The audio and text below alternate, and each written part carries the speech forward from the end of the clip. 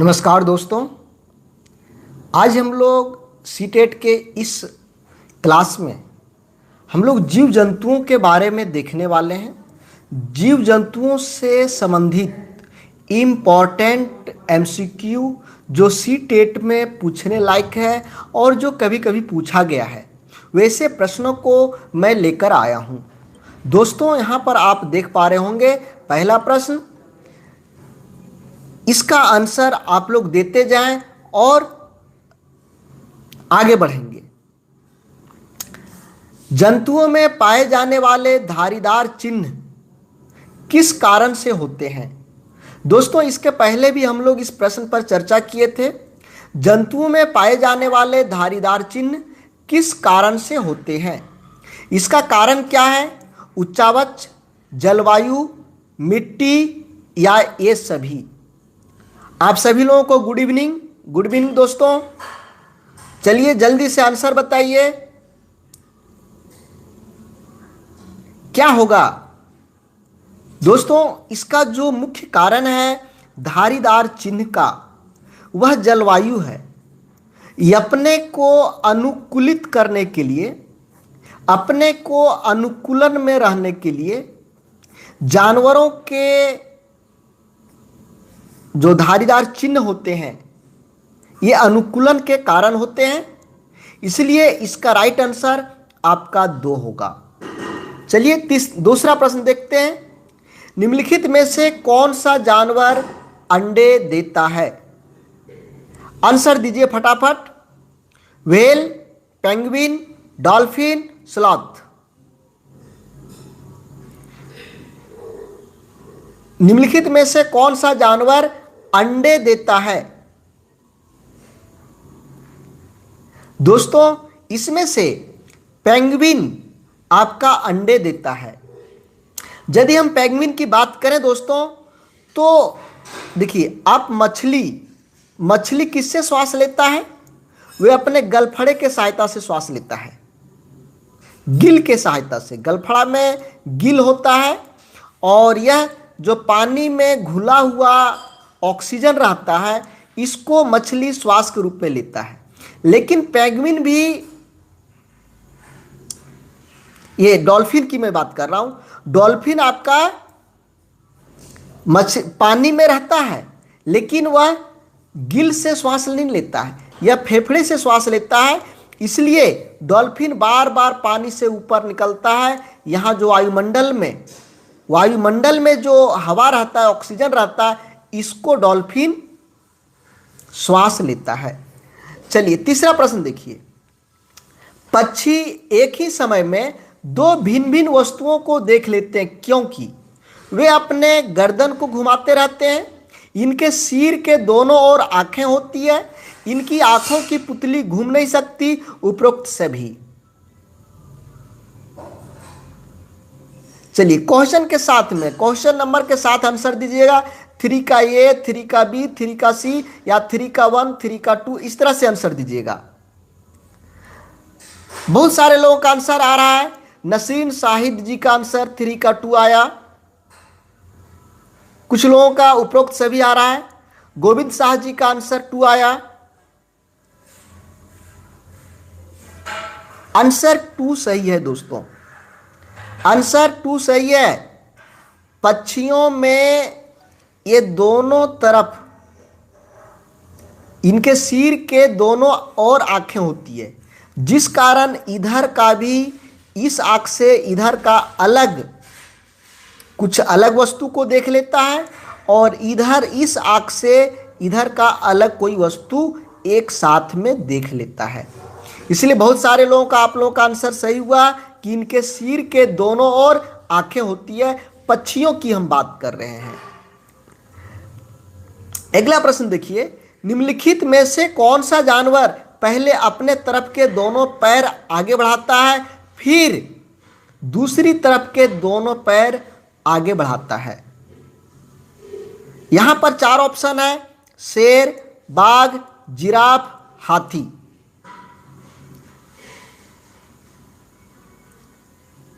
जल्दी से आंसर दीजिए। देखिए, यहां पर शेर, बाघ, जिराफ और हाथी है। कौन ऐसा जानवर है जो एक साथ एक तरफ का ही पैर आगे बढ़ाता है, फिर आगे दोनों को बढ़ा लिया, फिर दोनों जो ये पीछे रह गया इसको आगे बढ़ाता है? कौन ऐसा जानवर है?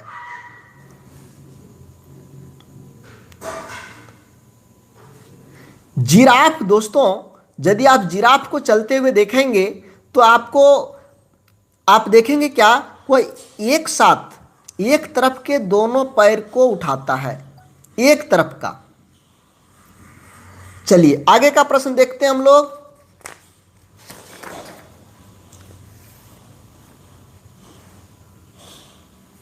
पांचवा प्रश्न, हमारे आसपास में पाए जाने वाले निम्न जानवरों में से किस जानवर का मनोरंजन के लिए भी उपयोग किया जाता है? कौन ऐसा जानवर है जो हम लोग के आसपास रहता है और जिसका उपयोग हम लोग मनोरंजन के लिए भी करते हैं? अनुश्री जी का आंसर आ गया।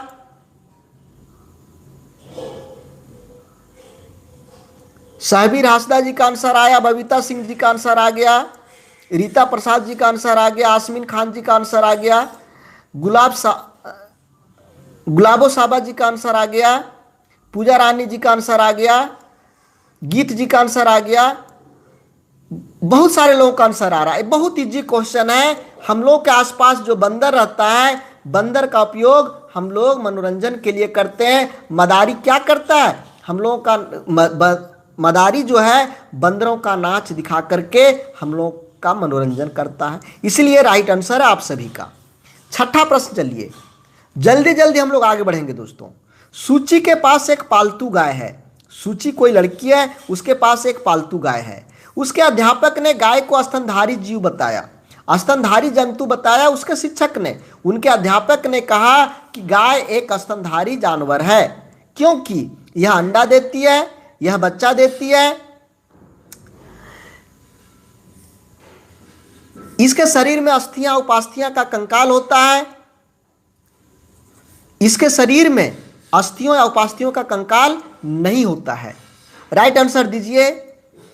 बलराम जी का 2, बबीता सिंह जी का 2 आंसर आया। दूसरा नंबर रीता जी का, छठा का बी, बबलू पंडा जी का बी, गोविंद जी का बी। चलिए बहुत लोगों का बी आ रहा है। जी हाँ दोस्तों, स्तनधारी जंतु उसको कहते हैं जो बच्चा देता है।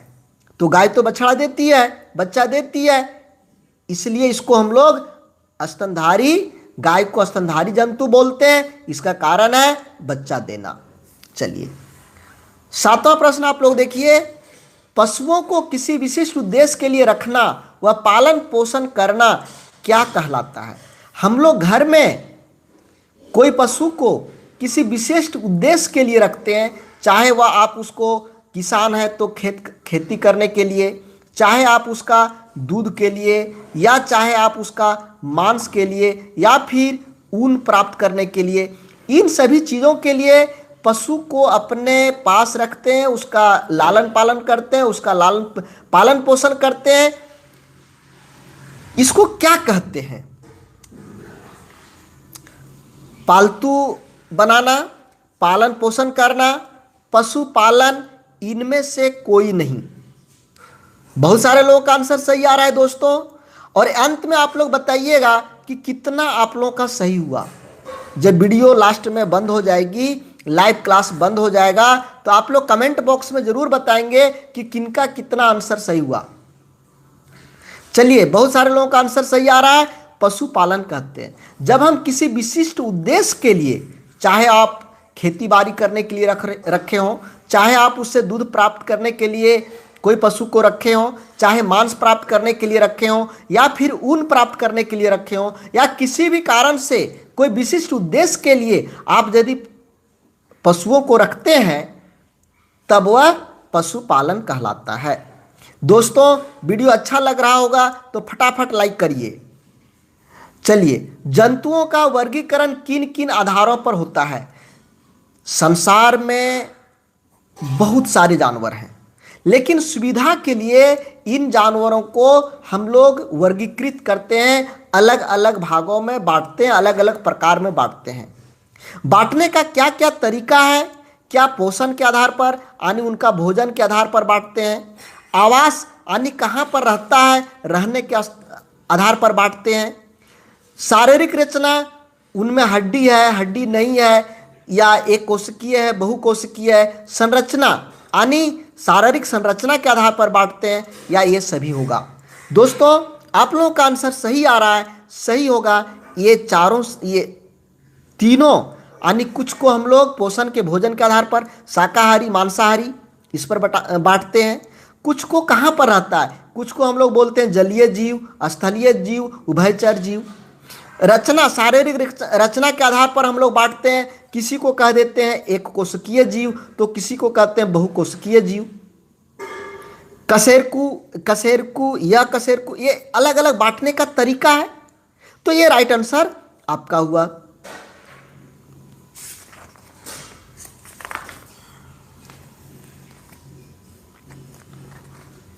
नौवां प्रश्न आपके पास है,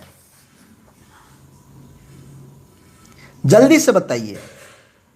निम्नलिखित में से कौन सा युग्म सुमेलित है, यानी सही कौन सा है। कशेरुकी, फेफड़ा, या कशेरुकी, मेढक, स्तनधारी, बंदर, ये सभी कौन सा सही है दोस्तों। प्रश्न संख्या के साथ लिखेंगे आंसर। 9 का 4, 9 का 4, बहुत लोगों का 3 आ रहा है। गोविंद शाह जी का 3 आया, अंकित सिंह जी का 4, रवि सागर जी का 3, अनुश्री जी का C, बबीता सिंह जी का 3, पूनम नामदेव जी का 3। देखिए दोस्तों इसमें राइट आंसर ये है, स्तनधारी बंदर जो है बच्चा देता है क्या। बंदर अंडा देता है क्या, अंडा नहीं देता है। बंदर बच्चा पैदा करता है, तो जो बच्चे देते हैं उसको हम लोग स्तनधारी बोलते हैं। तो इसके पहले भी हम लोग देख चुके थे गाय वाला प्रश्न में कि गाय जब बछड़ा देती है, बच्चा देती है, तो इसको उसका सर ने स्तनधारी बताया था। तो यहां पर भी बंदर बच्चा देता है, इसलिए इसको स्तनधारी कहेंगे। ये आपका राइट आंसर होगा। चलिए 10वां प्रश्न देखिए। निम्नलिखित कथनों में से कौन सी सही नहीं है। यहां बहुत सारा कथन दिया हुआ है, इनमें से कौन सा सही नहीं है। 3 सही होगा, 1 सही नहीं होगा। जो सही नहीं होगा उसको चुनना है, जो सही है उसको छोड़ देना है। सर्वाहारी जंतु पौधे और जंतु दोनों को खाते हैं। सर्वाहारी दोनों खाता है, यह सही है। पौधे को भी खाता है और जंतु को भी खाता है, इसलिए ये सही हो गया। शाकाहारी जंतु केवल पौधे को ही खाते हैं, यह भी सही है। शाकाहारी केवल पौधे को खाता है। मांसाहारी जंतु केवल जंतुओं को खाता है, मांसाहारी केवल मांस खाता है, जंतुओं को खाता है, यह भी सही हुआ। तो जंतु अपने भोजन के लिए सिर्फ पौधों पर ही निर्भर है, गलत है। कुछ पौधे, कुछ जो जंतु हैं, कुछ जंतु केवल पौधों पर निर्भर है और कुछ जंतु मांस खाता है। जैसे बाघ, बाघ कभी घास खाता है क्या, नहीं। बाघ भूखे रह जाएगा, लेकिन जब भी खाएगा मांस खाएगा। तो जंतु अपने भोजन के लिए सिर्फ, यहां पर सिर्फ लिख दिया है। यहां पर यदि लिखता कुछ पौधे पर निर्भर रहते हैं, कुछ जंतु अपने भोजन के लिए पौधों पर निर्भर रहते हैं, तो सही हो जाता। लेकिन यहां पर सिर्फ पौधों पर लिख दिया, इसलिए ये आपका गलत हो रहा है। ये तीनों ऑप्शन सही है, तो हमको नहीं निकालना था, तो ये हो गया। 11 नंबर का प्रश्न देखिए। निम्नलिखित में से कौन सा युग्म सुमेलित नहीं है। मेढक फेफड़े से सांस लेता है, केचुआ त्वचा से सांस लेता है, वेल गिल से सांस लेता है, और सांप फेफड़े से सांस लेता है। बताइए कौन सा आंसर सही होगा दोस्तों, जल्दी से बताइए। 11 नंबर का सभी लोगों का चौथा आ रहा है, किन्हीं का दूसरा आ रहा है, किन्हीं का तीसरा आ रहा है, कंफ्यूजन हो रहा है, लेकिन अधिकांशतः ये चौथा आ रहा है आंसर में।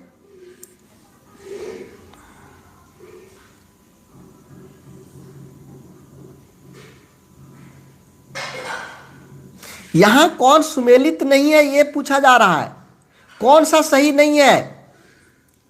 केचुआ त्वचा से सांस लेता है, यह सुमेलित नहीं है, इसलिए यह राइट आंसर होगा। यह सब सही है। चलिए अगला प्रश्न देखिए, निम्नलिखित में से कौन सा उदाहरण उद्दीपन अनुक्रिया प्रक्रिया को दर्शाता है? यानी यदि कोई अनुक्रिया होता है, उद्दीपन होता है, उससे तुरंत कुछ अनुक्रिया होता है, वह कौन कौन सा यहाँ पर उदाहरण है? कॉकरोच का रोशनी देखकर छिप जाना। दोस्तों कॉकरोच आपका रात को ही ज़्यादा दिखाई देता है, दिन में जैसे ही रोशनी आता है वह अपने अपने जगह पर छिप जाता है। ये सही हुआ। सूरज छिपने के पश्चात फूलों का बंद होना। आप बहुत सारे फूलों को देखते होंगे, अधिकांशतः फूल कि सूरज का उदय होता है और फूल खिल जाता है, अस्त होता है और वे फिर से बंद हो जाते हैं। तो यह भी सही हुआ। मनपसंद व्यंजन देखकर मुंह में पानी आना। सब लोग कहता है कि इमली को देखते ही या इमली का नाम सुनते ही मुंह में पानी आ जाता है। तो इसका राइट आंसर आपका उपरोक्त सही होगा। यानी ये सभी आपका तीनों आंसर सही है। ये तीनों उदाहरण उद्दीपन अनुक्रिया से संबंधित है। ये तीनों उदाहरण उद्दीपन अनुक्रिया से संबंधित है। आप सभी का आंसर सही हुआ।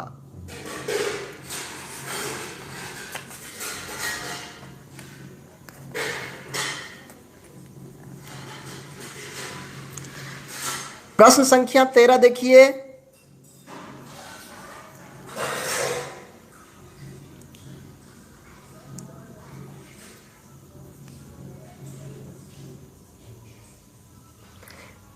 दोस्तों वीडियो को फटाफट लाइक करिए। निम्नलिखित में से कौन सी समानता शेर और बाघ में पाई जाती है? दोनों में कौन सी समानता है? दोनों की दृष्टि मनुष्य से 6 गुना ज्यादा होती है। दोनों अंधेरे में अपनी मूंछों की सहायता से शिकार का पता लगा लेते हैं। दोनों की दहाड़ बहुत दूर तक सुनाई देता है। उपरोक्त सभी। जल्दी से आंसर बताइए दोस्तों। बहुत सारे लोगों का आंसर डी आ रहा है, चौथा आ रहा है।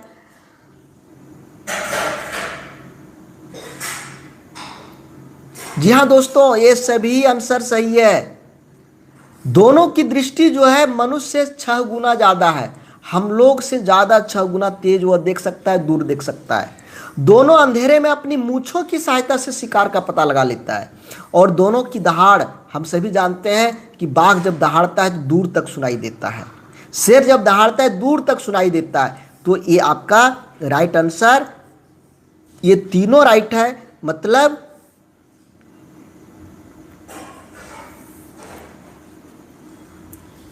चलिए अगला प्रश्न देखिए, निम्नलिखित पर विचार कीजिए। इसमें आंसर के साथ, एक क्वेश्चन के साथ आंसर लिखिएगा। प्रश्न 14 का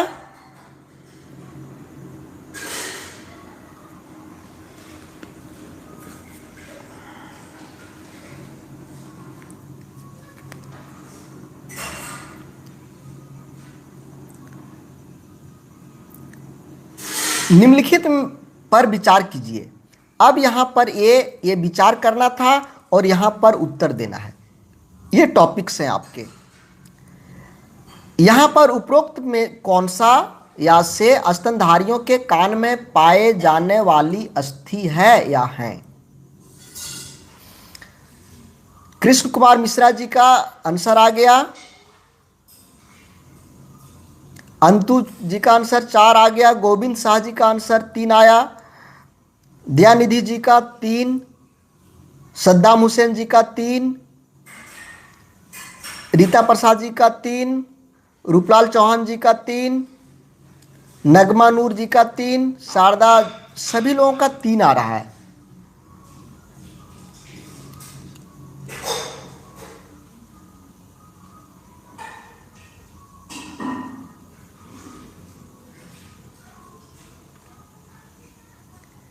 दोस्तों मेलियन, इनकस, स्टेपस, ये जो तीनों हैं ये स्तनधारियों के कान में पाए जाने वाले अस्थियों का नाम है। ये तीनों अस्थियों का नाम है। जो स्तनधारी होते हैं, स्तनधारी मतलब जो बच्चे पैदा करते हैं, उनके कानों में पाए जाने वाले अस्थियों यानी हड्डियों हड्डियों का ये नाम है। क्या क्या नाम है? मेलेनियन, इनकस, स्टेपस। इसलिए ये सभी आंसर इसका होगा। चलिए,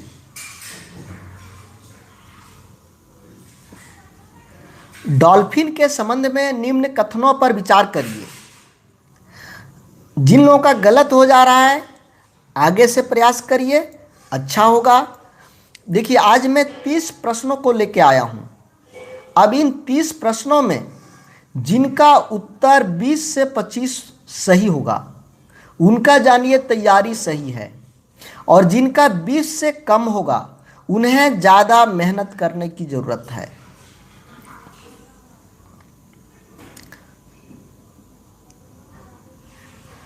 डॉल्फिन के संबंध में निम्न कथनों पर विचार कीजिए। डॉल्फिन को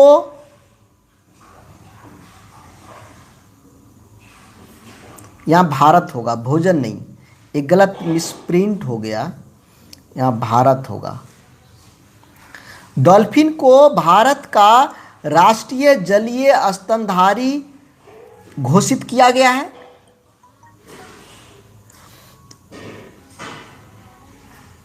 डॉल्फिन में विभिन्न प्रकार की आवाज पहचानने की क्षमता होती है। कौन सा आंसर होगा? बहुत सारे लोगों का आंसर आ चुका है। उपरोक्त में से ये कौन सा? कई ये आप लोग 3 दे रहे हैं, 1 और 2। बलराम जी का आंसर आया, गीत जी का, सहबीर हसदा जी का, रीता प्रसाद जी का भी यही आंसर आ गया, रवि सागर जी का भी यही आंसर है। जी हाँ दोस्तों, भारत में डॉल्फिन को राष्ट्रीय जलीय स्तनधारी घोषित किया गया है। और डॉल्फिन विभिन्न प्रकार के आवाज़ को पहचानने की क्षमता रखता है। जैसे हम लोग विभिन्न प्रकार के आवाज़ को पहचान लेते हैं कि यह बंदर का आवाज़ है, या यह कोयल का आवाज़ है, या यह किसी कबूतर का आवाज़ है, अलग अलग पहचान लेते हैं। उसी तरह से डॉल्फिन भी विभिन्न प्रकार के आवाज़ों को पहचान लेता है। इसलिए इसका राइट आंसर ये दोनों होगा।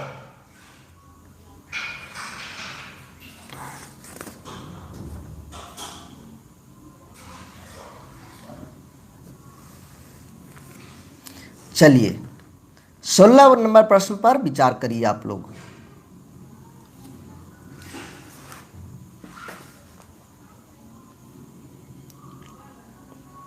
निम्नलिखित कथनों पर विचार कीजिए। डॉल्फिन को श्वसन के लिए बार बार पानी के ऊपर आना पड़ता है। डॉल्फिन श्वसन क्रिया फेफड़े से करती है। केवल 1, केवल 2, केवल 1 और 2 दोनों, न तो 1 नहीं 3।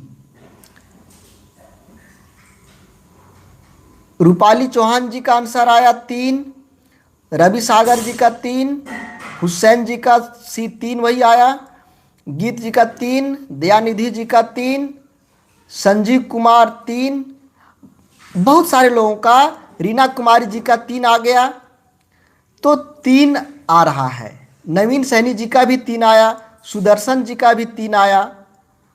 साजो शेख 2 बता रहे हैं। नहीं दोस्तों, इसके पहले हमने बताया था कि डॉल्फिन जो है बार बार पानी से बाहर आता है ऊपर। क्यों आता है? क्योंकि ये श्वसन का काम फेफड़े से होता है। जो जल में ऑक्सीजन जो घुमा हुआ है, जो जल में घुला हुआ ऑक्सीजन है, वह गिल के सहायता से लिया जाता है। लेकिन डॉल्फिन में गिल नहीं होता है, फेफड़ा से श्वसन क्रिया करता है। तो इसको जो वातावरण यानी हवा में जो ऑक्सीजन है, इसको लेना पड़ता है। इसलिए डॉल्फिन बार बार ऊपर आता है। ये आपका सही है। और डॉल्फिन श्वसन क्रिया फेफड़े से करता है, यह भी सही है। ये दोनों सही है। थैंक यू, आप लोग अच्छा बता रहे हैं। आप सभी को थैंक यू।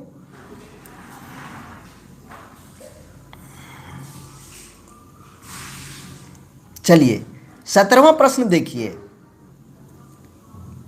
गीत जी आपको स्पेशल थैंक्स।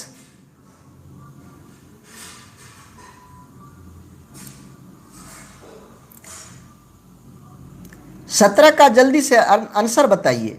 जंतु बच्चों की पर्यावरणीय समझ विकसित करने में सहायक होते हैं। पहला प्रश्न, ये जो पहला कथन है,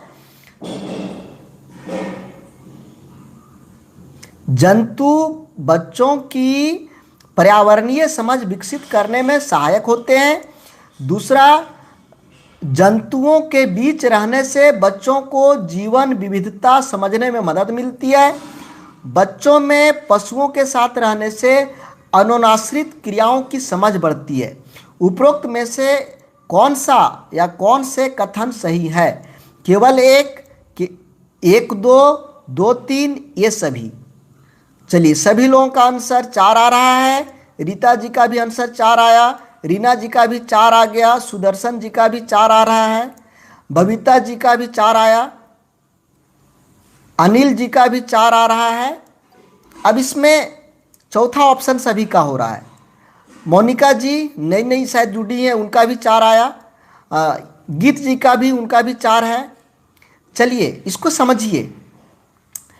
देखिए जब बच्चे जंतुओं के बीच में रहता है तो उनको पर्यावरण किस किस प्रकार से पर्यावरण एक दूसरे से संबंध रखता है, किस तरह से एक दूसरे पर निर्भर है, यानी पर्यावरणीय समझ बच्चों को होता है। अच्छा, जीवन में विविधता यानी अनेक प्रकार के जीव जंतु देखते हैं, उनकी अलग अलग तरह की आदतों को देखते हैं, उनका खान पान रहन सहन सब अलग अलग देखते हैं, यानी विविधता को देखते हैं। इस तरह से जब बच्चे जंतुओं के बीच में रहेंगे तो बच्चे जीवन विविधता को समझते हैं।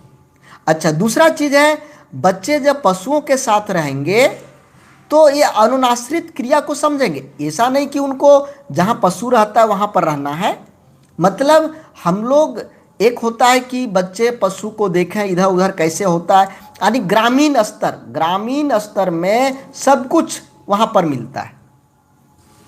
तो बच्चे अनुनाश्रित क्रिया को भी समझेंगे, यानी ये आंसर सही है। आप लोगों का आंसर बिल्कुल सही है।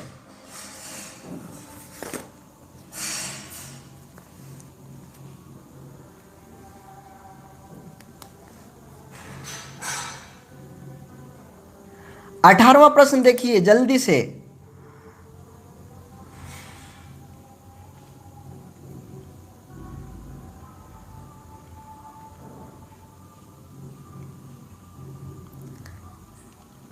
हुसैन जी थैंक्स।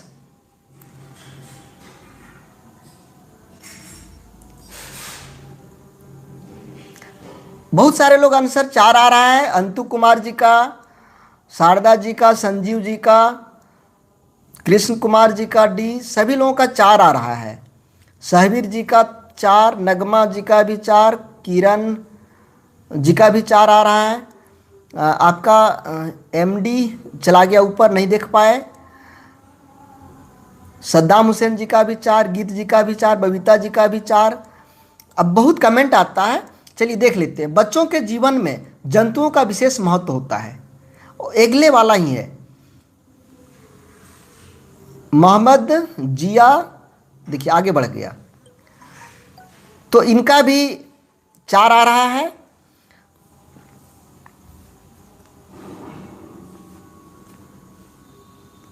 तो ये सही है आप लोगों का कि बच्चों के जीवन में जंतुओं